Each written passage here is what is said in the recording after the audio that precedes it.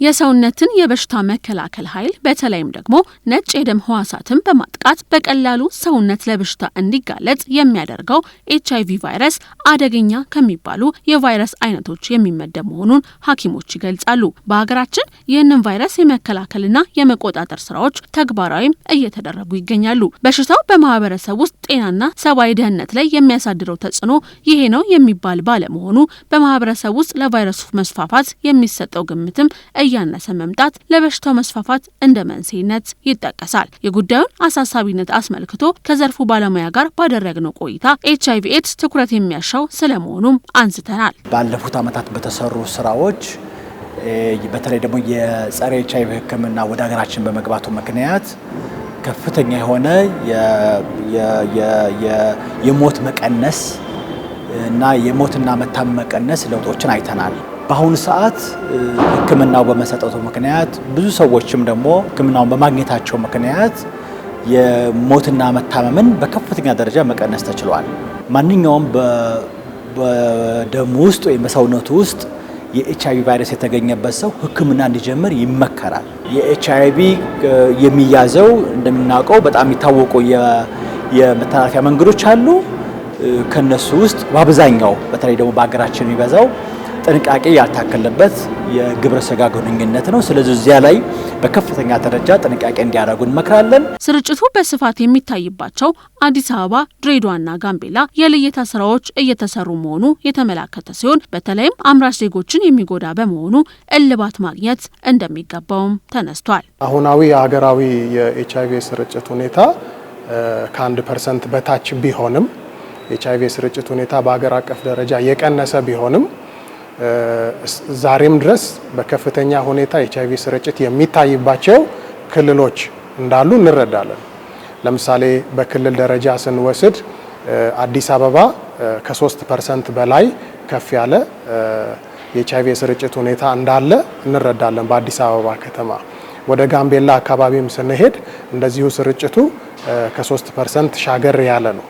ስለዚህ እነ አዲስ አበባ እነ ጋምቤላ እነ ድሬዳዋ የመሳሰሉ ክልሎችን በክልል ደረጃ ስንመለከት ከፍተኛ የሆነ የኤችአይቪ ስርጭት ሁኔታ ዛሬም ድረስ ያለባቸው እና ትኩረት የሚሹ ክልሎች እንደሆኑ እንረዳለን። ኤችአይቪ አሁንም በሀገራችን ላይ አለ።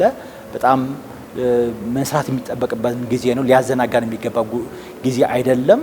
በአሁኑ ሰዓት በአመት ከ7000 እስከ 8000 የሚሆኑ ሰዎች አዳዲስ ከቫይረሱ ጋር ወይም ደግሞ አዲስ ቫይረስ አኳየር እያደረጉ አሁንም ለህይወታችን ዋጋ መስጠት ያስፈልገናል። ሕክምናውን በአጭር ጊዜ ማግኘት ያስፈልገናል።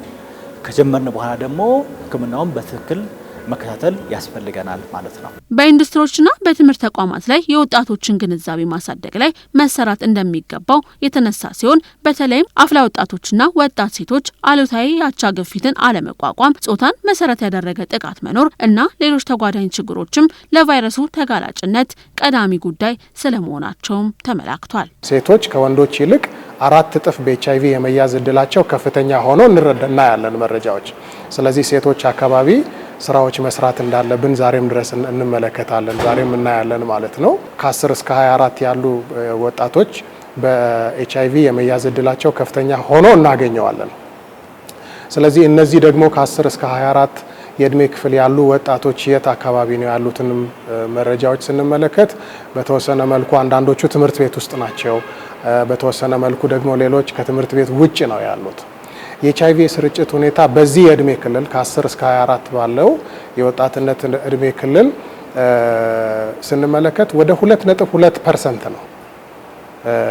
በተለይ ደግሞ ከትምህርት ቤት ውጭ ያሉ ወጣቶች ላይ ስርጭቱ ወደ 1.7% ከፍ እንደሚል መረጃዎች ይናገራሉ። ኤችአይቪ ኤድስ የማህበረሰብ የጤና ችግር ወደማይሆንበት ደረጃ እናደርሳለን የሚል ሀገራዊ እቅድ ይዘናል። ቫይረሱ ችላ ሊባል የማይገባው ጉዳይ ከመሆኑም በላይ አንድ ሰው ከቫይረሱ ጋር ይኖራል ማለት ግን ብቁ አምራች ዜጋ መሆን እንደሚቻልም ተመላክቷል። እንግዲህ አንድ ሰው በኤችአይቪ ቫይረስ ተያዘ ማለት ህይወቱን ዘጋ ያበቃል ማለት አይደለም።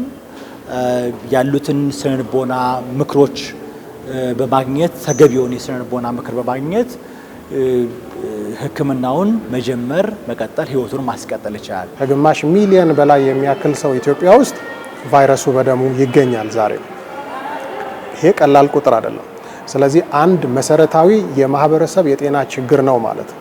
ስለዚህ ይሄንን ለመቅረፍ መሪዎችም ማህበረሰቡም ካለበት ይሄ የኮምፕሌሰንሲ ወይም ደግሞ የመርካት ይሄ ችግር አብቅቶለታል፣ ኤችአይቪ ከዚህ በኋላ ችግር አይደለም የሚለውን የተሳሳተ አመለካከት ከታች እስከ ላይ ማስተካከል ማረም ይጠበቅብናል ማለት ነው።